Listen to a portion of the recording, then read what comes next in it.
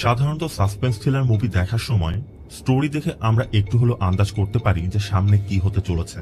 কিন্তু আজ আমি এমন এক মুভির গল্প বলতে যাচ্ছি যা শুরু থেকে শেষ মুহূর্ত পর্যন্ত আপনাকে একটা ঘোরের মধ্যে রাখবে। মুভির প্রতিটি মিনিটই যেন এক একটি টুইস্ট, আর শেষ মুহূর্তে এমন কিছু রিভিল হবে যা দেখা তো দূরে থাক, এমন কিছু কখনো আপনার কল্পনা তো আসবে না। বলছি তেলুগু ভাষায় মুক্তি পাওয়া সাসপেন্স থ্রিল আর টুইস্টে ভরা মুভি কা এর কথা। মুভির শুরুটা একটি বদ্ধ ঘরে, যেখানে মাস্ক পরিহিত দুজন ব্যক্তি ঘরের মাঝখানে একটি টেবিল রাখে, দুপাশে দুটি চেয়ার এমনভাবে সেট আপ করা হচ্ছে মনে হচ্ছে এটা কোনো ইনভেস্টিগেশন রুম। মাঝখানে চক্রাকার ঘড়ির মতো কিছু একটা। সবকিছু রাখা হয়ে গেলে সেখানে মাস্ক পরিহিত তাদের বস আসে, আর ওই দুজন ব্যক্তিকে দুটি খাম দেয়। মূলত ওই খামের মধ্যে দুজন ব্যক্তির নাম লেখা রয়েছে, একটিতে লেখা অভিনব বাসুদেব আর অন্যটিতে রাধা। সে যে কোনো মূল্যে দুজনকে ধরে আনতে বলে। এরপর আমরা বাসুদেবকে দেখতে পাই যে আহত অবস্থায় কোথাও পড়ে আছে। বসের কথা মতো ওই মাস্ক পরিহিত দুজন লোক বাসুদেবকে আনতে যায়, কিন্তু বাসুদেব তাদের সাথে ফাইট করে যাচ্ছিল।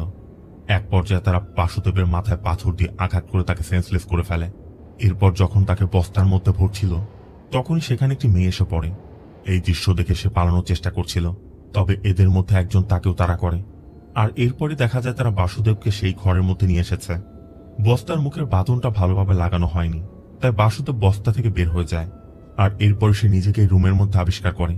বাসুদেব দরজায় বারবার কড়া নাড়ছিল, সাহায্যের জন্য আবেদন করছিল যে কেউ দরজা খোলো, কিন্তু আশেপাশে কারোর শব্দ পাওয়া যাচ্ছে না। একসময় বাসুদেব বুঝতে পারে তার আর্তনাদ শোনার মতো কেউই নেই। আবার মাথার আঘাতের কারণে সে চেয়ারের উপর বসে ঘুমিয়ে পড়ে। কিছুক্ষণ পর মাস্ক পরিহিত সেই লোকটি আসে। বাসুদেব তাকে দেখা মাত্র জানতে চায়, তুমি কে, আর আমাকে কেন এখানে আটকে রেখেছ? বাসুদেবও বুঝতে পারে তাকে চেয়ারের সাথে বেঁধে রাখা হয়েছে। তবে মাস্ক পরিহিত যেই লোক, যাকে আমরা মাস্কম্যান বলবো, সে বারবারই বলছিল, তোমার কোনো প্রশ্নের উত্তরে আমি দেব না। এমনকি বাসুদেব যখন জানতে চায় আমি এখন কোথায়, উত্তরে সে বলে তুমি এখানে আছো। তখনই বাইরে থেকে একটি ওল্ড তামিল সং বেজে ওঠে। মাস্কম্যান বাসুদেবকে বলে, এটা হাইলি কনফিডেন্সিয়াল ইন্টারোগেশন সেল, এখানে শুধুমাত্র আমি প্রশ্ন করব, তুমি শুধু উত্তর দিবে। এরপরই বাসুদেব বুঝতে পারে তার লাইফের কোনো কিছুই তার মনে নেই। মাস্কম্যানও বলে, তুমি কোনো কিছু মনে করতে পারবে না, এমনকি তোমার নিজের নামটাও নয়। সে বাসুদেবকে তার নামও বলে, যে বাসুদেবের নাম অভিনয় বাসুদেব। কিন্তু বাসুদেবের প্রশ্ন, তুমি এখানে কেন আমাকে আটকে রেখেছ, আর তুমি বা কে? কিন্তু মাস্কম্যানের কথা, তুমি শুধু শুধু প্রশ্ন করো না, তোমার থেকে আমাদের যা কিছু জানার দরকার সবকিছু জানা হয়ে গেলে আমরা তোমাকে এমনিতেই ছেড়ে দিব। কিন্তু বাসুদেবের কথা, আমার নিজের নামটা পর্যন্ত মনে নেই, আমি তোমাকে কি করে আমার পাস্ট সম্পর্কে জানাবো? মাস্কম্যানের কথা, প্রত্যেক সমস্যার একটা সমাধান আছে, আর তোমার সমস্যার সমাধান করবে এই ঘড়িটি। তবে এটা সাধারণ কোনো ঘড়ি নয়, এটি মূলত একটি অ্যাডভান্স হিপনোসিস মেশিন, যেটা বাসুদেবের আনকনসিয়াস মাইন্ডের মধ্যে থেকে সবকিছু তুলে নিয়ে আসবে, মানে তার পাস্টের সবকিছু তাকে মনে করিয়ে দিবে। তবে বাসুদেবের জীবনের ঘটা ওই সকল ঘটনাই মনে করিয়ে দিবে যে ঘটনাগুলোর কথা শুধু মাস্কম্যান জানতে চাইবে, অন্য কিছু নয়। আর এটা বাসুদেব নিজের মুখেই বলবে। বাসুদেবের কথা, তোমাদের যা করতে হয় করো, যা জানতে হয় জানো, আমাকে দ্রুতই অন্ধকার থেকে বের করো। তখনই মাস্কম্যান বলে, 22 এপ্রিল 1979 সালে তুমি আবিদ শেখ নামে এক ব্যক্তির চিঠি খুলেছিলে এবং পড়েছিলে। ওই চিঠিতে কি লেখা ছিল? এরপরই মেশিনটি ঘুরতে শুরু করে, আর বাসুদেবের সাবকনসিয়াস মাইন্ড 1979 সালে চলে যায়, যেখানে আমরা দেখতে পাই বাসুদেব একজন পোস্টম্যান ছিল। সে আবিদ শেখ নামে এক ব্যক্তির বাড়িতে চিঠি ডেলিভারি করতে এসেছিল, কিন্তু আবিদ শেখকে সেই চিঠিটি না দিয়ে সে চিঠি নিয়ে নিজের ঘরে গিয়ে টেকনিক্যালি চিঠিটি খুলে পড়তে শুরু করে। কিন্তু এই চিঠিটি আরবি ভাষায় লেখা ছিল, যে জন্য বাসুদেব এই চিঠির কোনো লেখাই বুঝতে পারছিল না, আর এর জন্য বাসুদেব এখনো সেটা মনে করতে পারছে না। মাস্কম্যানের কথা ঠিক আছে, চিঠির বিষয়ে আমরা পরে কথা বলবো, কিন্তু তার আগে তুমি বলো, তোমার কেন অন্যের চিঠি গোপনে পড়ার অভ্যাস? আর কে তুমি? তোমার বাবা মাকে? তুমি কোত্থেকে এসেছ? বাসুদেব তখন তার ছোটবেলার কথা বলতে থাকে। বাসুদেব বলে, জন্মের পর থেকে আমি অনাথ, আমি একটি আশ্রমে থাকতাম। আশ্রমে অনেক বাচ্চারা থাকতেও বাসুদেব সবসময় একাকিত্ব অনুভব করত। সবসময় শুধু ভাবত তার বাবা মা কোথায়, ভালোবাসা কি জিনিস, সম্পর্ক কি জিনিস বাসুদেব কিছুই জানত না। কিন্তু একদিন আশ্রমের একটি বাচ্চার জন্য তার মায়ের লেখা একটি চিঠি হাতে পেয়ে বাসুদেব সব এক্সপিরিয়েন্স করতে পারে যে আসলে মায়ের ভালোবাসা কি জিনিস। ওই চিঠিতে তার মা তার ছেলের জন্য যে আদর ভালোবাসা দিয়ে সবকিছু লিখেছিল, বাসুদেব প্রথম বুঝতে পারে যে আসলে মায়ের ভালোবাসা কি। যদিও চিঠিটি অন্যের ছিল, তারপর ওই চিঠিটি পড়ে বাসুদেবের মনে হচ্ছিল এই চিঠিটি যেন তার মা তার জন্যই লিখেছে। আর এরপর থেকে মূলত বাসুদেবের অন্যের চিঠি পড়ার একটা অভ্যাস তৈরি হয়ে গিয়েছিল, একরকম একটা অ্যাডিকশন। এর মধ্যে একদিন রাতের বেলা ওই আশ্রমের শিক্ষক গুরুনাথাম তার স্ত্রীর পাঠানো একটি চিঠি পড়ছিল, যেখানে তার স্ত্রী তাদের মেয়ের সম্পর্কেও লিখেছে। চিঠিটি পড়ার পর গুরুনাথাম কিছু টাকা আর চিঠি ডয়ারে রেখে দেয়। তখনই বাসুদেব এসে তার কাছে জানতে চায়, আমার বাবা মা কোথায় বা আমার বাবা মা কারা, আমি তাদের সম্পর্কে জানতে চাই। গুরুনাথামের কথা তোমার বাবা মা নেই, কিন্তু বাসুদেব জানতে চায় কেউ না কেউ তো আমাকে এখানে রেখে গেছে, না হলে আমি কোত্থেকে আসলাম, আমি তাদের সম্পর্কে জানতে চাই। কিন্তু গুরুনাথাম স্পষ্ট বলে দেয়, তোমার কোন আত্মীয় স্বজন বলতে কিছু নেই। বাসুদেব তাকে বিরক্ত করছিল বলে সে বাসুদেবকে ধমক দিয়ে সেখান থেকে বের করে দেয়। বের হওয়ার সময় বাসুদেব গুরুনাথামের হাতেও চিঠি দেখেছিল, তাই পরবর্তী দিন সুযোগ বুঝে গুরুনাথাম না থাকায় বাসুদেব ডয়ার থেকে ওই চিঠিটি বের করে পড়তে শুরু করে।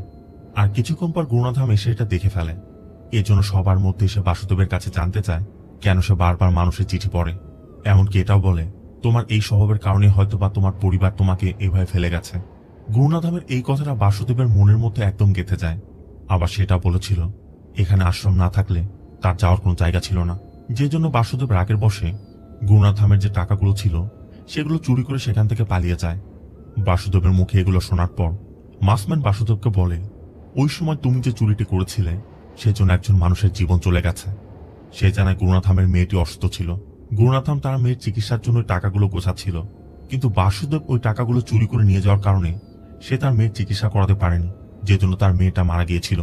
কিন্তু বাসুদেবের কারণেই যে গুরুনাথামের মেয়েটি মারা গিয়েছিল এটা বাসুদেব এখন স্বীকার করতে চাইছে না। মাসম্যানের কথা সেটা তোমার সজ্ঞানে বা অজান্তে হোক না কেন, ওই মেয়ের মৃত্যুর জন্য তুমি দায়ী ছিলে। এরপর আজকের মতো সে জিজ্ঞাসাবাদ শেষ করে।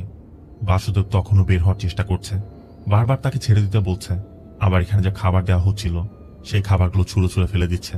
সে বুঝতে পারছে না কেন তাকে এখানে আটকে রাখা হয়েছে, আর এটা কোথায়, এরাই বা কারা। ঠিক তখনই দেয়ালের ওপাশ থেকে একটি মেয়ের শব্দ আসে, আর আমাদের রাধা নামে সেই মেয়েটিকে দেখানো হয়। বাসুদেবের সাথে যে মেয়েটিকেও তুলে আনার কথা ছিল। আবার বাসুদেব একে তো আহত, তারপরে খাবার না খাওয়ায় একসময় অসুস্থ হয়ে পড়ে, যে জন্য ডক্টর ডাকা হয়।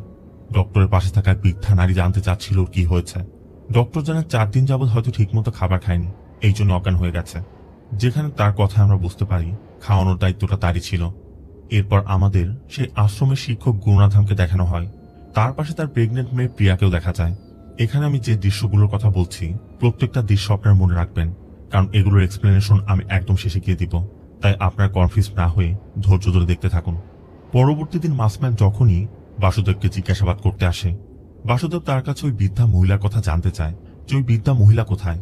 সে আমার এখানে এসেছিল, আমার সাথে খুব ভালোভাবে কথা বলল, মনে হচ্ছিল সে আমার খুব আপনজন। মাসম্যান উত্তর না দিয়ে বাসুদেবকে মনে করিয়ে দেয়, এখানে শুধুমাত্র প্রশ্ন আমি করব, তুমি উত্তর দিবে। আর তুমি তো অনাথ, দুনিয়াতে আপনজন বলতে কেউ নেই। কিন্তু বাসুদেবের কথা তুমি যদি আমার উত্তর না দাও আমি তোমার কোনো উত্তর দিব না। মাসম্যান বলে, এই রুমের মধ্যে তোমার কোনো শর্তই চলবে না। এরপর মাসম্যান জানতে চায় তুমি কৃষ্ণাগিরি কেন গিয়েছিলে, আর সেখানে গিয়ে কি করেছিলে। এই প্রশ্নের জবাবে বাসুদেব জানায়, অনাথ আশ্রম থেকে পালিয়ে আসার পর সে বিভিন্ন জায়গায় গিয়ে অনেক কাজই করেছে, কিন্তু যেখানেই যাক না কেন, যা কিছু করুক না কেন, সে কোনো কিছুতেই অন্যের চিঠি পড়া থেকে নিজেকে আটকাতে পারছিল না, যে জন্য যে কোনো মূল্যে তার একটা পোস্টম্যানের চাকরির প্রয়োজন ছিল। আর এই খোঁজেই তার সুব্বু নামে একজনের সাথে কথা হয়, যে তাকে তাদের গ্রামে সহকারী পোস্টম্যান হিসেবে চাকরি দেওয়ার কথা বলেছিল। আর সেই চাকরির জন্যই সে তার পোষা কুকুর রামুকে নিয়ে কৃষ্ণাগিরিতে গিয়েছিল। এই কৃষ্ণাগিরি গ্রাম সম্পর্কে একটি তথ্য দিয়ে রাখি, এই পুরো গ্রাম চতুর্দিকে উঁচু উঁচু পাহাড়ে ঘেরা। দুপুর 3টার পর যখন সূর্য হেলে পড়ে তখন এই পাহাড়ের ছায়াগুলো ঠিক গ্রামের উপর এসে পড়ে, যে জন্য দুপুর 3টার পর থেকেই পুরো গ্রাম অন্ধকারে ছেয়ে যায়। তবে গ্রামবাসী বিভিন্ন জায়গায় আগুনের ব্যবস্থা করে রেখেছে, কারণ ওই সময় এখানে বিদ্যুৎ ছিল না। একরকম দিনের বেলাতেও পুরো অন্ধকার থাকতো, আর এতেই গ্রামবাসী অভ্যস্ত ছিল। কিন্তু বাসুদেবের কাছে এই সবকিছুই আশ্চর্যজনক লাগছিল। এরপর আমাদের ওই গ্রামের এক মেয়েকে দেখানো হয়, যে রাতের আধারে নিজের বাড়ির মানুষের গোপনে জঙ্গলের ভিতরে থাকা একটি মন্দিরে যাচ্ছিল। মেয়েটি অনুভব করছিল কেউ হয়তোবা তাকে ফলো করছে, আর এভাবে মন্দিরের কাছে যাওয়া মাত্রই হঠাৎ করে কেউ এসে তাকে অপহরণ করে নিয়ে যায়। এরপর আমাদের সেই সুব্বুকে দেখানো হয়, যে এখন এই গ্রামের পোস্টম্যান হিসেবে কাজ করে, মানে সেই বাসুদেবকে চাকরি দেওয়ার কথা বলে এনেছে। সুব্বু একজন দোকানদারের সাথে কথা বলছিল, তাদের কথা আমরা এটাও বুঝতে পারি গতরাতে যে মেয়েটি মিসিং হয়েছে তার বিষয়ে কথা বলছে। আর সুব্বু সন্দেহ করছে তাদের গ্রামের লালা নামে এক গুন্ডা রয়েছে, সেই হয়তোবা এই সকল মেয়েদের মিসিং এর পিছনে দায়ী, কারণ এই মেয়েটি প্রথম নয়, এর আগে বহু মেয়ে এভাবে নিখোঁজ হয়েছে। এদিকে বাসুদেব এখানে একটি ঘর নিয়েছে, আজই তার চাকরির প্রথম দিন, তাই সকাল সকাল পোস্টম্যানের ড্রেস পরে সোজা পোস্ট অফিসে চলে যায়। এই পোস্ট অফিসটি মূলত একটি বাড়ির সাথে, মানে ভিতরে বাড়ি বাইরে পোস্ট অফিস। সুব্বু তখনও পোস্ট অফিসে এসে পৌঁছায়নি, তবে পুরো পোস্ট অফিসটি একদম সাজানো গোছানো। এত বছর পরে সে বাসুদেবের স্বপ্ন সত্যি হতে চলেছে, যে জন্য বাসুদেব তার সার্টিফিকেটগুলো আবার চেক করছিল। ঠিক তখনই তার চোখ পড়ে কিছু চিঠির দিকে, আর লোভ সামলাতে না পেরে যখন সে চিঠির কাছে যায়, তার সার্টিফিকেটটি বাতাসে উড়ে দরজার ওপাশে বাড়ির মধ্যে চলে যায়। আর ওই সার্টিফিকেট আনতে গিয়ে বাসুদেব প্রথম সত্যভামা নামে এই মেয়েটিকে দেখতে পায়। এটা মূলত সত্যভামাদের বাড়ি, আর সত্যভামার বাবাই পোস্টমাস্টার, যার নাম রামারাজু। সুব্বুর বিষয়ে জানতে চাইলে সে জানায় সুব্বু এখনো পৌঁছায়নি, সেজন্য বাইরে অপেক্ষা করে। এই জন্য বাসুদেব বাইরে এসে অপেক্ষা করে। কিছুক্ষণের মধ্যে সুব্বু এসে পড়লে সুব্বু বাসুদেবকে পোস্টমাস্টার রামারাজুর সাথে দেখা করায়। এই পোস্ট অফিসে দুজন ব্যক্তি কাজ করে, পোস্টমাস্টার রামারাজু আর পোস্টম্যান সুব্বু, যে জন্য অনেক চিঠি তারা সময় মতো ডেলিভারি করতে পারে না। এই জন্য অনেকেই রামারাজুকে লেট রামারাজু বলে। তাই বাসুদেব রামারাজুকে বলে যে আমি যদি এখানে কাজ করি সময় মতো সব চিঠি ডেলিভারি করে দিব, তখন কেউই আপনাকে লেট রামারাজু বলবে না। এতে করে সে একটু খুশি হয়। যদিও সে ইচ্ছা করলে বাসুদেবকে এভাবে চাকরিতে রাখতে পারে না, কারণ তার জন্য তাকে পরীক্ষা দিতে হবে, অ্যাপয়েন্টমেন্ট লেটার লাগবে, মানে অনেক কিছু আছে। তারপর আপাতত টেম্পোরারি হিসেবে তাকে কাজে রেখে দেয়। প্রথম দিনই হাতে এত চিঠি দেখে বাসুদেব তার আনন্দে আত্মহারা। তাই শুরু থেকে বাইসাইকেল নিয়ে এসে বাড়িতে বাড়িতে ঘুরে ঘুরে চিঠি ডেলিভারি করতে থাকে। অনেক জায়গাতে চিঠি দিয়ে চলে আসতে হয়, আবার অনেকে আছে পড়াশোনা জানে না, যাদেরকে চিঠি খুলে পড়ে তারপর শোনাতে হয়। আর বাসুদেব তো এটাই যাচ্ছিল। ধীরে ধীরে গ্রামের মানুষের সাথেও তার সুসম্পর্ক গড়ে ওঠে। আবার সাত্তিয়াকে দেখার পর থেকেই বাসুদেব সাত্তিয়ার প্রেমে পড়ে গেছে। যখনই যেখানে সাত্তিয়াকে দেখছে, কোনো না কোনো বাহানায় তাকে ফলো করার চেষ্টা করছে। আবার সাত্তিয়ার ব্যবহার আমরা বুঝতে পারি সাত্তিয়াও বাসুদেবকে পছন্দ করতে শুরু করেছে। বাসুদেবের যেহেতু অভ্যাস ছিল মানুষের চিঠি খুলে পড়া, তেমন একদিন একটি চিঠি পড়তে গিয়ে বাসুদেব লক্ষ্য করে যে এই চিঠিটি এই গ্রামের কোনো এক মেয়ের বাবা ওই মেয়ের শ্বশুরের উদ্দেশ্যে লিখেছে, যেখানে সে যৌতুকের বিষয় লিখেছে যে তাদের চাহিদা মতো টাকা সে পাঠিয়ে দিবে, তারপর তার মেয়েকে যেন অত্যাচার না করে। বাসুদেব তখন চিন্তা করে যে ওই মেয়ে তো তার বোনও হতে পারত। তাই বাসুদেব নিজেকে তার ভাই চিন্তা করে ওই শ্বশুরের উদ্দেশ্যে একটি চিঠি লেখে যে যদি সে এই যৌতুক নিয়ে আর কোনো কথা বলে বা তার ছেলের বউকে অত্যাচার করে, তাহলে তার ছেলের দুটি হাতি কেটে দিবে। কিন্তু চিঠিটা কার নামে লিখবে? বাসুদেবের তখন লালার কথা মনে পড়ে, যে লালাকে তো এই এলাকার সবাই ভয় পায়, তাই সে লালার নাম লিখে দেয়। যেটা পড়ার পর সত্যি ওই মেয়ের শ্বশুর ভয় পায়। এরপর একদিন বাসুদেব থানায় কিছু চিঠি ডেলিভার করতে গিয়ে জানতে পারে গ্রামের কোনো এক বাড়ির একটি মেয়ে মিসিং। সে ক্লাস 10-এ পড়তো, তার বাবা মা মিসিং কমপ্লেন করতে এসেছে। সাথে আমরা রাধাকেও দেখতে পাই, তার মানে রাধা এই গ্রামেরই মেয়ে। বাসুদেব থানা থেকে পোস্ট অফিসে ফিরে দেখে পোস্টমাস্টার রামারাজু এই গ্রামের খুব সম্মানীয় ব্যক্তি আবিদ শেখের সাথে কথা বলছে। মূলত আবিদ শেখ মাঝে মাঝে তার বন্ধুদের কাছে চিঠি পাঠায়। আজও তেমন একটি চিঠি পাঠাতে এসেছিল, কিন্তু তার চিঠির মধ্যে সে কোথা থেকে পাঠাচ্ছে সেই ঠিকানা লিখেনি। তাই আবিদ শেখ তার লাল রঙের একটি কলম বের করে তার নিজের ঠিকানা লিখে দেয়। সিন চলে যায় রাতে গ্রামের মেলার উৎসবে। বাসুদেব লক্ষ্য করে সাত্তিয়াও সেখানে এসেছে, তাই সাত্তিয়ার সাথে ফ্লার্ট করার চেষ্টা করছিল, আর সাত্তিয়াও তো তাকে পছন্দ করে। আবার রামারাজু তখন প্রোগ্রাম দেখছে, সাত্তিয়া বাড়িতে যাবে। এই জন্য রামারাজু বাসুদেবকে সাত্তিয়াকে বাড়ি পর্যন্ত পৌঁছে দিতে বললে বাসুদেব সাত্তিয়াকে নিয়ে হাঁটতে শুরু করে। যাওয়ার সময় সাত্তিয়া বাসুদেবের কাছে তার কাস্ট সম্পর্কে জানতে চায়, যে সে কোন কাস্টের। বাসুদেবের কথা, আমি তো অনাথ, আমার আবার কোন কাস্ট? ভেবেছে যাকে ভালোবাসবো সে যে কাস্টের, আমিও সেই কাস্টেরই হব। এর মধ্যে দুজন মদ্যপ ব্যক্তি বাসুদেবের সাথে ধাক্কা খেয়ে পড়ে যায়, আর পাশে তারা সাত্তিয়াকে দেখে আজে বাজে কথা বলায় বাসুদেব একসময় তাদেরকে পিটিয়ে সেখান থেকে তাড়িয়ে দেয়। সুব্ব তখনই আসছিল, তাই ওদেরকে মারতে দেখে বাসুদেবকে বলে যে বাসুদেব যাদেরকে মেরেছে ওরা লালার লোক, লালা জানতে পারলে তার উপর হামলা করতে পারে, তাই দ্রুত যেন সে সাত্তিয়াকে নিয়ে বাড়িতে চলে যায়। দ্বিতীয় দিনের মতো বাসুদেবের জিজ্ঞাসাবাদ এখানেই শেষ হয়। তবে এতক্ষণের গল্পে বাসুদেব বেশ কয়েকজনের চরিত্রের কথা জানতে পেরেছে, তাই বাসুদেব দেয়ালে সেই চরিত্রগুলোর নাম লিখতে শুরু করে, যাতে পরবর্তীতে তার মনে থাকে। আর এই সকল ব্যক্তির সাথে দেখা করলে বাসুদেব হয়তোবা তার পাস সম্পর্কে ভালো করে জানতে পারবে। আবার গল্প যতদূর এগিয়েছিল সেখানে লালার লোকেদের সাথে তার ঝামেলা হয়েছিল, তা বাসুদেবের ধারণা লালার সাথে হয়তোবা তার কোনো ঝামেলা হতে পারে। তাই লালার সাথে কি হয়েছিল সেটার পাস জানার জন্য বাসুদেব ওই মেশিনটি স্টার্ট করতে চাচ্ছিল, কিন্তু কোনোভাবেই সেটা কাজ করছে না। ঠিক তখনই অন্য পাশ থেকে রাধা কথা বলতে শুরু করে, কারণ রাধা বুঝতে পারছে এই পাশে অন্য কেউ আছে। তারা দুজনের মধ্যে কথা বলে স্পষ্টই বুঝতে পারে তারা দুজন একইভাবে বন্দী হয়ে আছে, এমনকি দুজনের রুমের মধ্যে একই সেট করা। এটা শুনে বাসুদেব রাধার কাছে জানতে চায় যে তোমাকে কেউ জিজ্ঞাসাবাদ করতে এসেছিল? রাধা বলে আমি কাউকে দেখতে পাইনি, তবে আমি মাঝে মাঝে কিছু শব্দ শুনতে পাই। রাধা এটাও জানায় যখনই তারা কোনো প্রশ্ন করে তখনই মেশিন ঘুরতে শুরু করে আর রাধার তার পাস্টের ঘটনা মনে পড়ে। আর এখান থেকে রাধা তার পাস্টের সম্পর্কে জানায় যতটুকু সে এ পর্যন্ত জানতে পেরেছে। সিন চলে যায় পাস্টে, যেখানে আমরা দেখতে পাই রাধা ওই গ্রামের স্কুলে শিক্ষকতা করত। রাধার যখন 14 বছর বয়স তখন তার বাবা মা মারা গিয়েছিল। রাধার বড় দুটি ভাই ছিল, কিন্তু দুই ভাই থাকা সত্ত্বেও তার জীবনটা স্ট্রাগল করে কাটছিল। এখানে আমরা এটাও জানতে পারি গ্রামের ওই মেলার অনুষ্ঠানে রাধাও সেখানে ছিল, আর ওই মদ্যপ দুজন রাধার সাথে মিসবিহেভ করছে বলে রাধা সেখান থেকে পালিয়ে যাওয়ার চেষ্টা করছিল। এমনকি রাধাকে ফলো করতে গিয়ে তারা বাসুদেবের সাথে ধাক্কা খায়, আর পরবর্তীতে বাসুদেব ওদেরকে পিটিয়ে যখন এখান থেকে সরিয়ে দিয়েছিল তারপর রাধা তার বাড়িতে ফিরে যায়। আর এখানে রাধা তার ভাইকে নেশাগ্রস্ত অবস্থায় পড়ে থাকতে দেখে, যেটা তার প্রতিদিনের কাজ। সে ভাই হয়ে সারাদিন নেশা করে পড়ে থাকতো আর রাধাকে কাজ করে এনে তারই খোরাক জোটাতে হতো। রাধা এটাও জানায় যে তার বেশ কিছুদিন যাবত মনে হচ্ছিল তাকে কেউ ফলো করছে। আবার আবিদ সে গ্রামের মধ্যে একজন সম্মানিত ব্যক্তি, সে গ্রামের মানুষের ভালোর জন্য কাজ করত, সবাইকে উপকার করত। তাই রাধাও তার ভাইয়ের চাকরির জন্য আবিদের সাথে কথা বলে যে কোনোভাবে তার জন্য একটা চাকরির ব্যবস্থা করে দিন। আবিদ অবশ্য কথা দেয় সে কিছু করার চেষ্টা করবে। আবার রাধা তার স্কুলের জ্যোতি নামে ওই মেয়েটির কথা বলে যে সম্পত্তি নিখোঁজ হয়ে গিয়েছিল। সে আবিদকে বলছিল যে পুলিশের সাথে কথা বলে ওকে খোঁজার ব্যবস্থা করতে। আবিদও কথা দেয় তার জায়গা থেকে যতটুকু সম্ভব সে চেষ্টা করে দেখবে। তো সিন চলে আসে আবার প্রেজেন্টে, যেখানে মাসম্যান বাসুদেবকে আবার জিজ্ঞাসাবাদ শুরু করেছে। তার কথা, তোমার কারণে অনেক মানুষের জীবন নষ্ট হয়েছে, তুমি তোমার চাকরির সাথে গাদ্দারি করেছ, মানুষের চিঠি পড়েছ, তবে শুধু সেই পর্যন্ত সীমাবদ্ধ থাকোনি, তুমি উল্টো মানুষকে চিঠিও লিখেছ। মানে যেটা আমরা আগেও দেখেছিলাম যে সে নিজেই মানুষের হয়ে চিঠি লিখত। 8% আবারও পাস্টে, যেখানে বাসুদেব একদিন পোস্ট অফিসে এসে দেখে রাজু নামে একটি ছেলে তার মায়ের কাছে চিঠি লেখার জন্য সুব্বুকে অনুরোধ করছে। সুব্বু রাজি না হওয়াতে বাসুদেব তখন তার মায়ের জন্য একটি চিঠি লিখে দিয়েছিল। এমনকি এটাও জানতে পেরেছিল রাজুর মা ক্যান্সার আক্রান্ত, আর রাজু কাজের জন্য এই গ্রামে এসেছে।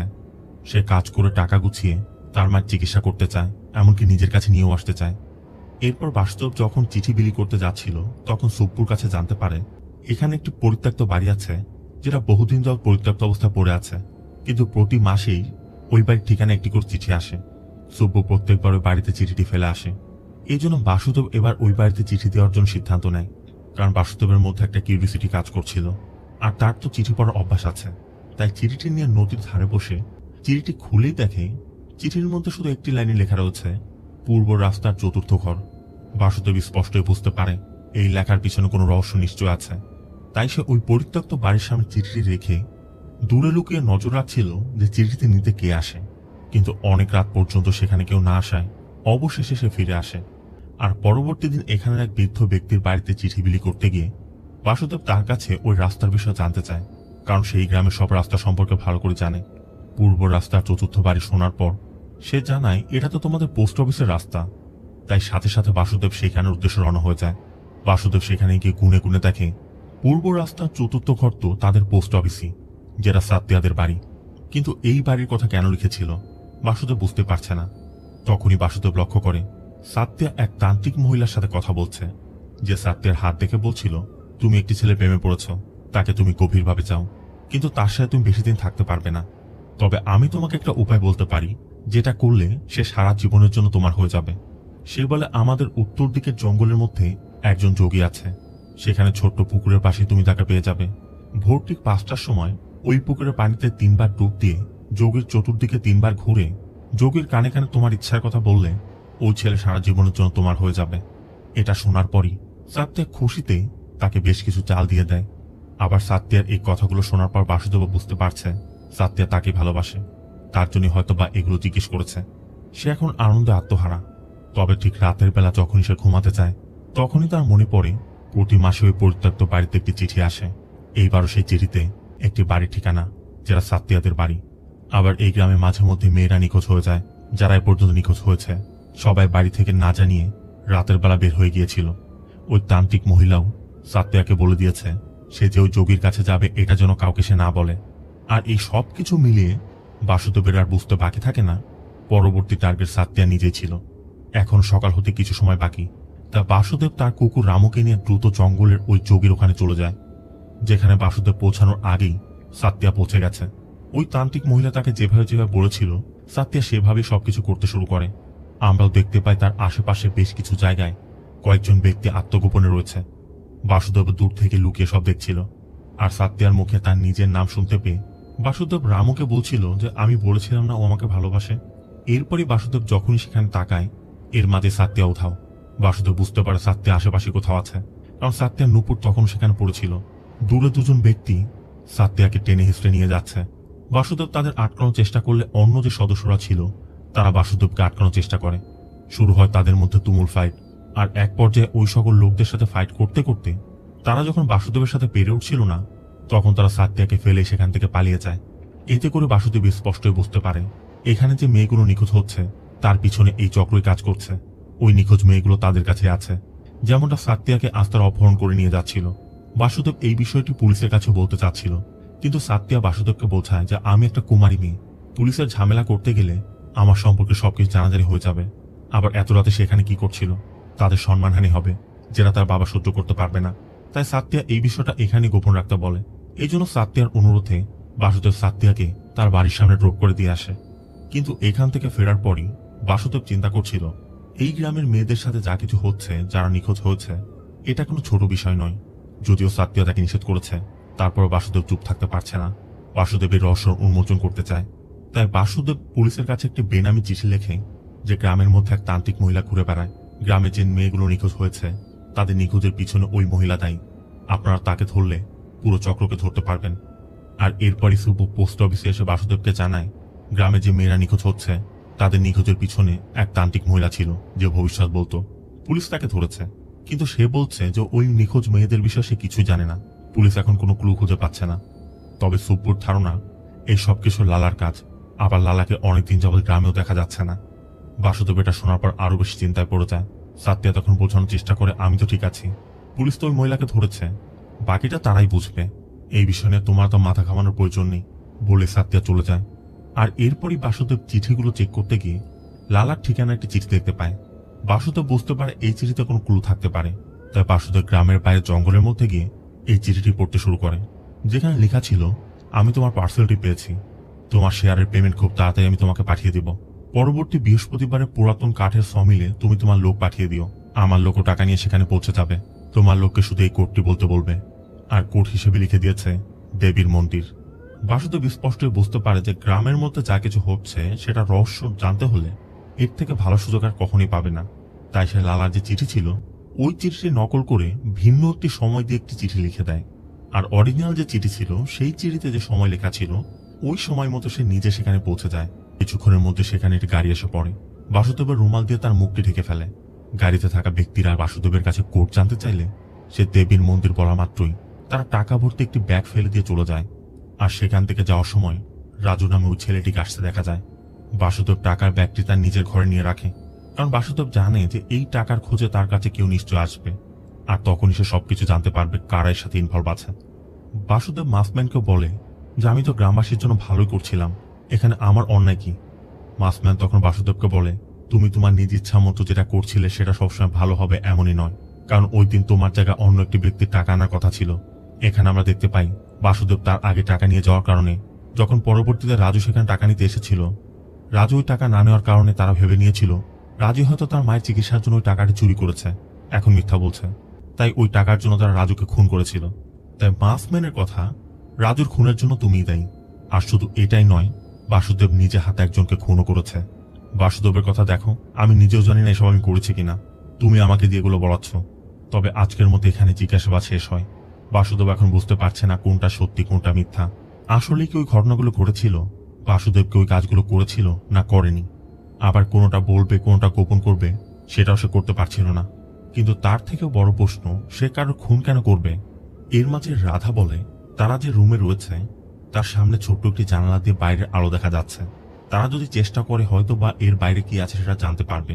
তাই বাসুদেব টেবিলের উপর দাঁড়িয়ে লাফিয়ে লাফিয়ে জানালার ওই পাশটা দেখার চেষ্টা করছিল, কারণ এছাড়া তাদের কাছে আর কোনো উপায় নেই। আর এভাবে অনেকক্ষণ চেষ্টা করার পর অবশেষে বাসুদেব সেই আশ্রমের টিচার গুরুনাথামকে দেখতে পায়। এতে করে সে স্পষ্টই বুঝতে পারে এটা একটা বাড়ি, পুরো সেটআপটা একটা বাড়ির মধ্যে করা। তবে আরো ভালো করে যখন দেখার চেষ্টা করছিল তখনই হঠাৎ করে পা পিছলে পড়ে আবার সে সেন্সলেস হয়ে যায়। অন্যদিকে গুরুনাথামের মেয়ে প্রিয়া তার স্বামীর কাছে চিঠি লিখছিল। গুরুনাথম বলছিল যে তুমি সবসময় তোমার স্বামীর কাছে চিঠি লিখো, তোমার স্বামী তো কখনো লিখে না।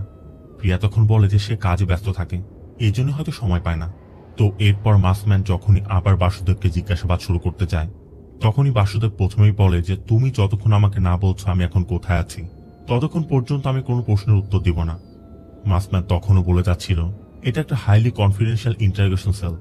বাসুদেবের কথা কখনোই ইন্টারোগেশন সেল না, এটা একটা বাড়ি। আমি নিজে চোখে দেখেছি, আমি আমার টিচার গুরুনাথমকে পর্যন্ত দেখেছি, এটা তারই ঘর। মাসম্যানও বুঝতে পারে বাসুদেব অনেক কিছু বুঝে গেছে, যেটা সে চিন্তাও করেনি। আর এরপরই মাসম্যান তার মাস্ক খুলে নিজের চেহারা সামনে আনে। আমরাও দেখতে পাই এই ব্যক্তির চেহারা বাসুদেবের মতোই। বাসুদেবের মনে এখন নতুন প্রশ্ন জাগছে, এই ব্যক্তি তার মতো দেখতে কিভাবে হলো? সে কেন বাসুদেবকে এখানে আটকে রেখেছে? তার সাথে বাসুদেবের সম্পর্কটাই বাকি। বাসুদেব বারবার তখন গুরুনাথম মাস্টার বলে বলে দরজা পেটাচ্ছিল, তাকে ডাকার চেষ্টা করছিল। তখনই সে গুরুনাথম মাস্টারের কিছু কথা শুনতে পায়, যেখানে সে বলছিল আমরা যদি কোনো বিচ্ছুকে আগুনের হাত থেকে বাঁচানোর চেষ্টা করি, তখন সে উল্টো আমাদেরকে কামড়ে তার আসল চরিত্রটা দেখিয়ে দেয়। তেমনি ভাবে কোনো দুষ্ট মানুষকে সাহায্য করলেও আমাদেরই ক্ষতি হবে। তো এরপর ওই মাস্কম্যান, যদিও তার এখন মাস্ক নেই, সে আবার যখন জিজ্ঞাসাবাদ শুরু করতে যাবে, তখন বাসুদেব জানতে চায় তুমি কে? তুমি কি আমার যমজ ভাই? তোমার সাথে আমার সম্পর্ক কি? মাস্কম্যান কোনো প্রশ্নের উত্তরই দিতে চাচ্ছিল না। উল্টো সে জানতে চায় তুমি একটি খুন করেছিলে, কেন করেছিলে সেটা বলো। বাসুদেব শর্ত দেয় যতক্ষণ পর্যন্ত তুমি না বলছো তুমি কে, কেন সব করছো, আমি কোনো প্রশ্নের উত্তর দিচ্ছি না। মাসম্যান তখন বলে যে আমি ভালো করেই জানি আমি কে, এসব কেন করছি, গুরুনাথম মাস্টার এসবের সাথে কিভাবে ইনভলভ আছে, এটা জানার জন্য তুমি সব করতে পারো। তোমাকে আমি দুইটা অপশন দিচ্ছি। প্রথম অপশন, তুমি 2 দিন আমাদের সাথে কোঅপারেট করো, এরপর এমনিতে যেতে পারবে। আর যদি তা না করো, আমি আর কখনই তোমার সামনে আসবো না। তুমি সারা জীবনের জন্য এই অন্ধকার ঘরের মধ্যে পড়ে থাকবে, কোনো প্রশ্নের জবাবই তুমি খুঁজে পাবে না। সে বাসুদেবকে ভাবার জন্য 2 দিনের সময় দিয়ে যায়। এরপর আমরা গুরুনাথম মাস্টারকে দেখতে পাই তার মেয়ে প্রিয়াকে নিয়ে একটি এসটিডি বুথে এসেছে। মূলত সামনেই প্রিয়ার ডেলিভারি ডেট, তাই প্রিয়া তার স্বামীকে কল করে তার আসার বিষয় জানতে চাচ্ছিল। সেও প্রিয়াকে আশ্বাস দেয় 2 দিনের মধ্যে সে চলে আসবে। এদিকে আবার গুরুনাথম মাস্টার যে আশ্রমে ছিল সেখানে 2জন স্টুডেন্ট তাকে দেখে কথা বলতে আসে। আর এখানে তাদের কথা আমরা জানতে পারি আসলে বাসুদেবের টাকা চুরি করার কারণে গুরুনাথম মাস্টারের মেয়েটার তখন মারা গিয়েছিল। পরবর্তীতে গুরুনাথম মাস্টার প্রিয়াকে দত্তক নিয়েছে। আর ওই সময় তার সাথে যেটা হয়েছে আর বাসুদেব যেটা করেছিল সে অনেক আগেই ভুলে গেছে। প্রিয়া বাড়িতে ফিরে তার দাদিকে বিষয়টি জানায় যে 2 দিনের মধ্যে আমার স্বামী আসছে। এই বিষয় নিয়ে দুজনই অনেক আনন্দিত ছিল। আর এদিকে রাধা তাদের এই কথাগুলো শুনতে পায়। আর এরপরই হঠাৎ করে রাধার সামনে মেশিনটি অন হয়ে যায়। রাধাকে প্রশ্ন করা হয় 1977 সালের মার্চের 7 তারিখে কি হয়েছিল তার সাথে। আবার এদিকে মাসম্যান আবারও এলে বাসুদেব তাকে জানায় তার প্রস্তাবে সে রাজি, 2 দিন সে কোঅপারেট করবে। এই জন্য মাসম্যান জানতে চায় তুমি তাহলে এখন বলো তুমি ওই খুনটি কেন করেছিলে। কিন্তু বাসুদেবের কথা আমি তো কাউকে খুন করিনি। তবে এরপর আসল সত্যিটা সামনে আসে, আসলে সে খুন করেছিল না করেনি। মূলত সাথে একদিন বাসুদেবের জন্য পায়েস রান্না করে নিয়ে এসেছিল। আর ওই মুহূর্তে তারা দুজন অনেক বেশি রোমান্টিক হয়ে গিয়েছিল। সাত্যিয়া চলে যেতেই বাসুদেব একটি চিঠি ওপেন করে। ওই চিঠির মধ্যে লেখা ছিল এখনো পর্যন্ত ওকে খুন করতে পারোনি, ওকে তো কেটে টুকরো টুকরো করে ফেলা উচিত ছিল। চিঠিটা পড়ার পর বাসুদেব বুঝতে পারে কাউকে খুন করার পরিকল্পনা করা হচ্ছে। এখানে লেখা রয়েছে 23 তারিখে এসে কোর্টে থাকবে, আর কোর্ট চত্বরে তারা খুন করার পরিকল্পনা করবে। যে লিখেছে সে বলেছে ওই দিন সে কোর্ট চত্বরে তার জন্য অপেক্ষা করবে। সেই ইশারা দেওয়া মাত্রই 2 জন মিলে তাকে হত্যা করবে। চিঠিটি পড়ার পর বাসুদেব তো এতটুকু স্পষ্ট যে কেউ খুন হতে চলেছে। কিন্তু বাসুদেব চিঠিটা পুলিশের কাছেও দিতে পারছে না, কারণ পুলিশ জানতে চাইবে বাসুদেব কি করে জানতে পারল। তখন তো তার গোপনে চিঠি পড়ার বিষয়টি প্রকাশ হয়ে যাবে। তাই বাসুদেব নিজে এটা ইনভেস্টিগেশন করতে চায়। বাসুদেব এই ঠিকানায় চিঠি ডেলিভার করতে যায়। আর আমরাও দেখতে পাই এটা অন্য কোনো ঠিকানা নয়, রাধার বাড়ির ঠিকানা। আর চিঠিটি রাধার ভাইয়ের কাছে এসেছে। বাসুদেব তার কাছে চিঠিটি ডেলিভার করে নিজে নিজে পরিকল্পনা করে যে পুলিশকে যেহেতু সে ইনভলভ করতে পারছে না, তাই ওই লোকটাকে বাঁচাতে সে নিজে কোর্টে যাবে। এই জন্য 23 তারিখেই সে কোর্টে চলে যায়। রাধার ভাইকে তো সে ভালো করে জানে, এখন শুধু তাকে খুঁজে বের করতে হবে সে কাকে টার্গেট করতে চাইছে। তবে অনেকক্ষণ অপেক্ষা করার পর সে সাইকেলে বসা একজন লোককে দেখে সন্দেহ করে যে রাধার ভাই হয়তো তাকে হত্যা করতে পারে। কিন্তু তাকে যখনই সে সতর্ক করতে যাবে তখনই সে রাধার ভাইকে ইশারা দিয়ে দেয় যে ও বের হয়েছে এখনই মার, তার মানে টার্গেট অন্য কেউ। যতক্ষণে বাসুদেব এটা বুঝতে পারে ততক্ষণে রাধার ভাই অন্য একজন ব্যক্তিকে আক্রমণ করেছে। এরপর বাসুদেব তাদের সাথে লড়াই করে ওই ব্যক্তিকে বাঁচানোর চেষ্টা করে। এমনকি ওখানে শুধুমাত্র ওই দুজন ব্যক্তিই নয়, তাদের সাথে আরো বেশ কিছু লোকও ছিল, যারা একসাথে তাদের উপর আক্রমণ করে। বাসুদেবও তাদের সাথে যুদ্ধ করেই যাচ্ছিল। এর মধ্যে ওই ব্যক্তিও ভালোই আহত হয়েছে। তবে একসময় বাসুদেব তাকে নিয়ে কোর্টের পিছন দিয়ে জঙ্গলের মধ্যে পালিয়ে যায়। বাসুদেবের কথা, আমি তো ওই দিন ওই ব্যক্তির জীবন রক্ষা করেছি। মাসম্যান তখন জানায়, তুমি পরবর্তীতে ওই ব্যক্তিকে খুন করেছিলে। কেন করেছিলে সেটা বলো।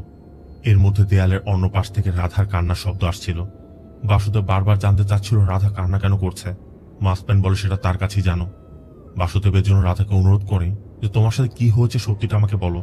সাথে বাসুদেব রাধাকে এটাও বলে যে আমরা আর এখানে মাত্র 2 দিন থাকবো। রাধার কথা তুমি চলে যাবে, তাহলে আমার কি হবে? আমাকেও কোনোভাবে এখান থেকে নিয়ে যাও না। বাসুদেব তখন কথা দেয় যে ঠিক আছে, আমিও তোমাকে নিয়ে যাব, কিন্তু তোমার সাথে কি হয়েছে সেটা আমাকে খুলে বলো। এরপরে রাধা সত্যিটা খুলে বলতে শুরু করে। মূলত গ্রাম থেকে একের পর সুন্দরী কিশোরী মেয়েরা নিখোঁজ হয়ে যাচ্ছিল। এই জন্য গ্রামবাসী খুবই চিন্তিত হয়ে সেখানে একজন ঋষির সাথে কথা বলে, যে বহু বছর যাবৎ এখানে রয়েছে। সে তাদেরকে জানায় এই জায়গাটি দেবীর আশীর্বাদের জায়গা। এমনকি দেবীর আশীর্বাদের জন্য প্রত্যেক ঘরে একটি করে মেয়ের জন্ম হয়ই। অনেকে ধারণা করে এটা দৈব শক্তির কারণে, তাই অনেক দুষ্ট শক্তিরা সেই শক্তিকে নেয়ার জন্য ওই মেয়েগুলোর উপর নজর দিতে পারে। তবে সে ধারণা করছে অনেক বছর যাবৎ এখানে দেবীর বড় কোনো পূজা করা হয়নি, তাই ধুমধাম করে একটি পূজার আয়োজন করতে বলে। এই জন্য গ্রামবাসী বড় একটি পূজার আয়োজন করে। আর ওই পূজার উৎসবের রাতে রাধা সেখান থেকে ফেরার সময় বাসুদেব যে ব্যক্তিকে বাঁচিয়েছিল ওই ব্যক্তি রাধার সাথে মিসবিহেভ করে, এমনকি তাকে খারাপ প্রস্তাবও দেয়। রাধা তখন তাকে চর মেরে বাড়িতে চলে যায়। বাড়িতে গিয়ে দেখে তার ভাই মদ্যপ অবস্থায় বসে আছে। রাধা তার কাছে তাদের বড় ভাইয়ের খোঁজ জানতে চায়, তবে সে জানায় এখনো কোনো খবর জানতে পারেনি। এরপর রাধা রান্না করতে শুরু করে, কিন্তু ওই দিকে ওই ব্যক্তিকে চর মেরে আসায় সেও আবার ভালো করে জানতো রাধার ভাই মদ্য নেশাগ্রস্ত অবস্থায় পড়ে থাকে। তাই সে তার দুজন সহযোগীকে নিয়ে রাধাদের বাড়িতে আসে। রাধার ভাই বাধা দেওয়ার চেষ্টা করলে ওই দুজন তাকে আটকে রাখে, আর সে ভিতরে গিয়ে রাধাকে ধর্ষণ করে। রাধার মুখে ওই ঘটনা শোনার পর বাসুদেব বারবার বলছিল, কে সেই ব্যক্তি, নামটা বলো, আমি তাকে খুন করে ফেলবো। আর এখান থেকে বাসুদেবের পাশে চলে যায়, যেখানে আমরা দেখতে পাই বাসুদেব ওই দিন কোর্ট চত্বর থেকে যে ব্যক্তিকে বাঁচিয়েছিল সেই মূলত ওই রাতে রাধার ধর্ষণ করেছিল। তবে বাসুদেব তখনও পর্যন্ত জানতো না। সে ভেবেছিল একজন নিরীহ ব্যক্তির প্রাণ বাঁচিয়েছে। তাই বাসুদেব তার কাছে জানতে চায় যে ওরা আপনাকে মারতে কেন চাচ্ছিল। সে একসময় বাসুদেবকে সত্যিটা বলে যে আসলে ওই রাতে সে কি করেছিল। আর এটা শোনার পরই বাসুদেবের মধ্যে আগুন জ্বলে ওঠে। এমনকি সে রাধাকে নিয়ে অনেক আজে বাজে মন্তব্য করায়। বাসুদেব একসময় রাগের বশে সরু একটি লাঠি তার বুকের মধ্যে ঢুকিয়ে দেয়, যে জন্য লোকটা একসময় তার আসল পরিচয় দেয়, যে আসলে তার নাম লালা। বাসুদেব এতদিন পর্যন্ত লালার নামই শুনেছে, কখনো তাকে দেখেনি। আর লালা সম্পর্কে অনেক অভিযোগের বিষয় সেও জানে, এই জন্য সে লালাকে ওই দিন খুন করেছিল। বাসুদেব যখন আসল ঘটনা জানতে পারল যে আসলে তার হাতে একজন খুন হয়েছিল, সেটা অন্য কেউ নয়, লালা, তখন বাসুদেব নিজে গর্ববোধ করছিল যে আমি তাকে খুন করে ঠিকই করেছি। তবে বাসুদেবের কথা, যে ব্যক্তি একটা ইনোসেন্ট মেয়ের সাথে এটা করেছে তাকে আমি খুন করেছি, এটা আমি অন্যায় কিছু করিনি। কিন্তু তুমি কি করছো? রাধার মতো একটা নিরপরাধ মেয়েকে তুমি তুলে এনে এভাবে আটকে রেখেছ। মাসম্যান বলে সেটা তোমার জন্য। কিন্তু বাসুদেব বুঝতে পারছে না যে এটা তার জন্য কি করে হয়। সে তো আজ পর্যন্ত রাধাকে দেখেওনি, রাধার সাথে তার কানেকশনটা কি। মাসম্যান তখন আবিদ শেখের কথা বলে।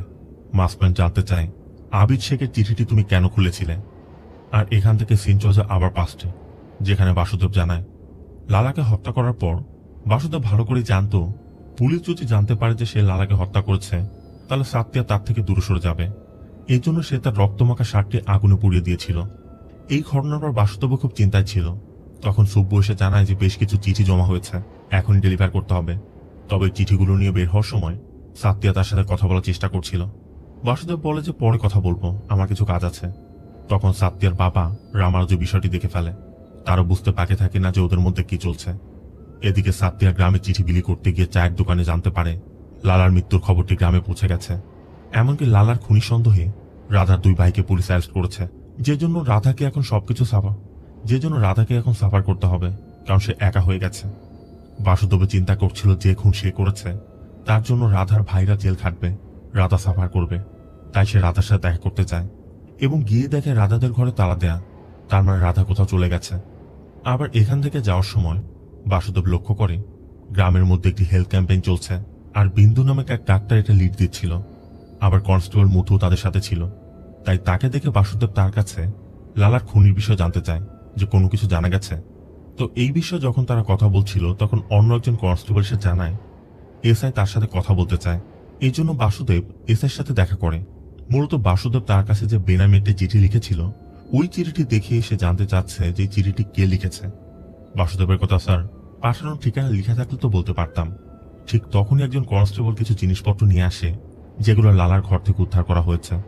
আর ওই জিনিসপত্রের মধ্যে লাল রঙের সে পেনটি দেখে বাসুদেব স্পষ্ট চিনতে পারে যে এই লাল রঙের পেনটি সে আবিদ শেখকে ব্যবহার করতে দেখেছিল, মানে এটা আবিদের পেন। সে এসআইকেও বিষয়টি জানায়। এসআই ভালো করে জানে আবিদ শেখ এই গ্রামের অনেক সম্মানিত একজন ব্যক্তি। এই কলম যেহেতু লালার ঘর থেকে পাওয়া গেছে, তার মানে আবিদ শেখ এবং লালার সাথে কোনো কানেকশন নিশ্চয় আছে। তার মানে এই কেস আরো গভীর হতে চলেছে। তবে আবিদ শেখ এবং লালার মধ্যে কি কানেকশন থাকতে পারে এটা জানার জন্য এসআই বাসুদেবকে বলে, আবিদ শেখের নামে কোনো চিঠি এলে তুমি তাকে ডেলিভারি দেওয়ার আগে আমাকে দিবে। আমি কথা দিচ্ছি এতে করে তোমার চাকরির কোনো সমস্যা হবে না। মূলত ওই দিনই আবিদের একটা চিঠি তার কাছে ছিল যেটা সে ডেলিভারি করতে যাবে, কিন্তু ডেলিভারি দিতে গিয়ে হঠাৎ করে এসআই এর কথাটা মনে পড়ায়। আসলে আবিদ শেখের সাথে লালার কোনো কানেকশন আছে কিনা যাচাই করতে সে চিঠি নিয়ে নিজের ঘরে চলে গিয়েছিল। তবে খুলে দেখতে পেয়েছিল এটা আরবি ভাষায় লেখা। যদিও সেই চিঠি সম্পর্কে কিছু বুঝতে পারছিল না, তবে অরিজিনাল চিঠি দেখে সে একটি ডুপ্লিকেট চিঠি কপি করে রাখে আর অরিজিনালটি আবিদ শেখকে ডেলিভারি দিয়ে দেয়। এদিকে আবার আজ সকালবেলা সাত্তি আর বাসুদেবকে একসাথে দেখে রামানুজ বাসুদেবের বাড়িতে এসে বাসুদেবকে ইনডিরেক্টলি বুঝিয়ে দেয় যে কোথায় রামানুজের পরিবার আর কোথায় বাসুদেব। বাসুদেবের নাম ঠিকানা পর্যন্ত নেই, বাবা মায়ের পরিচয় নেই, সে কোন কাস্টের সেটাও কেউ জানে না। রামানুজদের কাছে এটা খুবই গুরুত্বপূর্ণ। বাসুদেব স্পষ্টই বুঝতে পারে রামানুজ কখনোই তাদের সম্পর্ক মেনে নিবে না। এমনকি সে তার মেয়ের থেকেও তাকে দূরে থাকতে বলে, যে জন্য বাসুদেবের মনটাও ভেঙে যায়। ছোট থেকে বাসুদেব একদমই একা, কখনো আপনজনের ভালোবাসা পায়নি। পেয়েছিল একমাত্র সাত্যের ভালোবাসা, সেটাও তার কপালে জুটল না। আর সব থেকে বড় কথা, ছোট থেকে তার একা থাকার অভ্যাস হয়ে গেছে। আর এখান থেকে ঘরে ফিরে তার আবিদ শেখের ওই চিঠির কথা মনে পড়ে, যে ওই চিঠিতে আসলে কি লেখা থাকতে পারে, কিন্তু পড়তে তো পারছে না, এটা তো আরবি হরফ। তখন তার মনে পড়ে তাদের গ্রামে একটি দরগা আছে, এই দরগায় এক ব্যক্তি আছে যে মুসলিম। তাই সাথে সাথেই বাসুদেব তার কাছে ওই চিঠিটি নিয়ে যায়, যে ওই চিঠিটি পড়ে জানায় যে এই চিঠিতে আজ রাতেই রাধা নামে কোনো একটি মেয়েকে অপহরণ করার কথা বলা হয়েছে। তাই সাথে সাথে বাসুদেবের চিঠি নিয়ে থানায় চলে যায়। তবে থানাতে এসআই নেই, কাল মিনিস্টার প্রোগ্রাম বলে সেখানে প্রিপারেশন নিতে চলে গেছে। এখানে তার মধুর সাথে কথা হয়, সে মধুকে ওই চিঠিটি দেয় এবং সত্যিটা জানায় লালার সাথে আবিদ শেখের একটা কানেকশন আছে। এই চিঠিটি তার প্রমাণ। আজ রাতে রাধাকে অপহরণ করার কথা, আমি তার বাড়িতে যাচ্ছি, আপনি পুলিশ ফোর্স সহ পুরো গ্রামবাসীকে নিয়ে আসুন। বলেই বাসুদেব ওই বাড়িতে চলে যায়। তবে যাওয়ার সময় সাত্যের সাথে দেখা হয়, কারণ সাত্যা তার বাবার বিষয়ে জানতে পেরেছে। তার বাবা কখনোই এই সম্পর্কে মেনে নেবে না। তাই সাত্যা বাসুদেবের সাথে পালিয়ে যাওয়ার সিদ্ধান্ত নিয়েছে। কিন্তু বাসুদেব ছোটবেলা থেকে অনাথ। সাত্যা যদি এভাবে তার সাথে পালিয়ে যায় সেও অনাথ হয়ে যাবে, যেটা সে কখনো চায় না। সাত্যের পরিবার যখন রাজি হবে তখনই সে সাত্যাকে নিবে। এই বলে সে রাধাকে বাঁচাতে আবিদ শেখের বাড়িতে যায়। আর এখানে দেখা যায় আবিদ শেখ তার লোকজন নিয়ে রাধাকে অপহরণ করে গ্রাম থেকে বের করার চেষ্টা করছিল। তবে এর মধ্যেই বাসুদেব এসে আবিদ শেখকে দরজা খুলতে বলে। আবিদ শেখও বুঝতে পারে কিছু একটা ঘটতে চলেছে, তাই রাধাকে ইঞ্জেকশন দিতে বলে। কথা মতো তারা রাধাকে ইঞ্জেকশন দিয়েও দেয়। অনেক সময় আবিদ শেখ দরজা না খোলায় বাসুদেব একসময় দেয়াল টপকে বাড়ির মধ্যে প্রবেশ করে। শুরু হয় আবিদ শেখের লোকেদের সাথে ফাইট। এতক্ষণে রাধাও সেন্সলেস হয়ে গেছে। একে একে সবাইকে পেটানোর পর বাসুদেব যখন আবিদ শেখকে পেটাতে যাবে, ঠিক তখনই পেছন থেকে বিন্দু নামে সেই ডক্টর মহিলা বাসুদেবের পিঠে ছুরি মেরে দেয়। আর এরপরই সামনে আসে তার আসল চেহারা। মূলত এই গ্রামের যে সকল মেয়েরা মিসিং হয়েছে, এই সবাইকে মিসিং করার পিছনে এই বিন্দুই রয়েছে। বিন্দু এই চক্রের মূল হোতা। আর বিন্দুর কথা আমরা এটাও জানতে পারি, বিন্দু এই গ্রাম থেকে মেয়েদেরকে পাচার করে অন্য জায়গায় নিয়ে প্রস্টিটিউশন করাচ্ছে, তাদেরকে উচ্চ দামে বিক্রি করে দিচ্ছে। এতদিন পর্যন্ত তাদের সব কর্মকাণ্ড ভালো চলছিল, কিন্তু বাসুদেব আসার পর প্রথমে বাসুদেব সাত্যাকে বাঁচিয়েছে। এরপর তারা যে তান্ত্রিক মহিলাকে দিয়ে কাজ করাতো তাকে পুলিশের হাতে দিয়ে দিয়েছে, তাদের টাকা নিয়ে গিয়েছিল। আর এখন তাদের সবকিছু প্রকাশ করতে যাচ্ছিল, মানে সবশেষ পর্যন্ত আবিদ শেখকে ধরে ফেলেছিল। বিন্দুর কথা আমরা এটাও জানতে পারি, সবাই যেহেতু বলে যে এই গ্রামে দেবীর আশীর্বাদ আছে, প্রতি ঘরে একটা না একটা মেয়ের জন্ম হয়। আবার বিকাল 3টার পর এই গ্রামে অন্ধকার নেমে আসে। তাই এই গ্রামটা তাদের জন্য উৎকৃষ্ট ছিল। এখান থেকে মেয়েদেরকে অপহরণ করে নিয়ে যাওয়া তাদের জন্য সহজ ছিল। আর বিন্দু যখন জানতে পেরেছে বাসুদেবের জন্য সব প্রকাশ হয়ে যাচ্ছিল, তখনই মূলত বিন্দু এখানে এসেছে। তবে বিন্দুর কথা শোনার পর বাসুদেব বলছিল সে এখানে আসার আগে পুলিশকে সব বলে এসেছে, মানে বিন্দু ধরা পড়ে যাবে। কিন্তু এরপরই দেখা যায় যে আসলে বাসুদেব যার কাছে দিয়ে এসেছে মানে কনস্টেবল মধু, মধু নিজেও বিন্দুর লোক, বিন্দুর হয়ে কাজ করে। আর এখানে যা কিছু ঘটছিল শুরু থেকে সবকিছুই মধুই বিন্দুকে মুহূর্তে মুহূর্তে সব আপডেট দিয়ে যেত। তবে বিন্দু এটাও বুঝতে পারছে আজ না হয় কাল হয়তো বা সবকিছু প্রকাশ হয়ে যাবে, তার ব্যবসা নষ্ট হয়ে যাবে। তাই আজ রাতের মধ্যেই যতগুলো মেয়েকে সম্ভব তারা এখান থেকে অপহরণ করে নিয়ে যাওয়ার সিদ্ধান্ত নেয়। তবে সেটা কিভাবে? আর এজন্য প্রত্যেক ঘরে আগুন দিতে বলে, যাতে সবাই ঘর থেকে বের হয়ে যায়। এই সুযোগে তারা ওই মেয়েদেরকে অপহরণ করবে। বিন্দুর কথা মতো প্রত্যেক ঘরে ঘরে আগুন দেওয়া হয়। সবাই যখন নিজেদের জীবন বাঁচাতে এদিক ওদিক ছোড়াছুড়ি করছিল, তখনই বিন্দুর লোকজন মেয়েদেরকে ধরে ধরে জিপে তুলছিল। যদিও বিন্দুরা ওই সময় বাসুদেবকে অজ্ঞান করে রেখেছিল, এতক্ষণে বাসুদেবের জ্ঞানও ফিরেছে। কিন্তু বাসুদেবের জ্ঞান ফিরতেই বাসুদেব ওই সকল লোকদেরকে পিটিয়ে মেয়েদেরকে রক্ষা করার চেষ্টা করছে। আবার এদিকে আবিদ শেখকে দেখা যায় সাত্তিয়ার বাড়ি থেকে সাত্তিয়াকে তুলে আনার জন্য সাত্তিয়ার বাবাকে গ্রামের আগুনের কথা বলে বাইরে নিয়ে আসে। তবে সাত্তিয়ার চিৎকার শুনে সাত্তিয়ার বাবা রামরাজু সবকিছু বুঝতে পারে। আবিদ শেখ তখন তার মাথায় আঘাত করে সাত্তিয়াকে পর্যন্ত নিয়ে যায়। এদিকে বাসুদেব ওই লোকদের সাথে ফাইট করে একে একে সবাইকে মেরে ফেলে।